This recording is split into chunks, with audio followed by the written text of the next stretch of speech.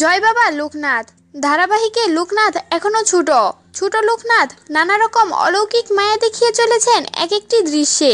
আর বন্ধু বেনি মাধবও তার অলৌকিক ক্রিয়াকর্মের প্রত্যক্ষ অংশদার। কিন্তু এই দুই খুদে সারাদিন মেকআপ রুমে কি করে? মেকআপ রুমে দেখা গেল জানলার গ্রিলে দুই খুদে রাখা ছবি টাঙানো।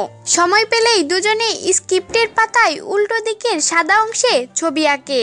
কোনটা কে এঁকেছে তা নিয়েও মাঝে মাঝে মতবিরোধ দেখা দিচ্ছে। আপসে মিটিয়েও নিচ্ছেন দুজনে। অরণ্য কখনো আঁকছেন দুর্গার মুখ, তো কখনো প্রকৃতি।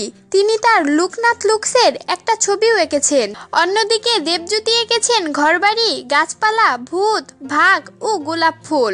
দুই খুদে সারাদিন লোকেশন জুড়ে ছোটাছুটি, দুষ্টুমি, খুনসুটি করেই চলেছে।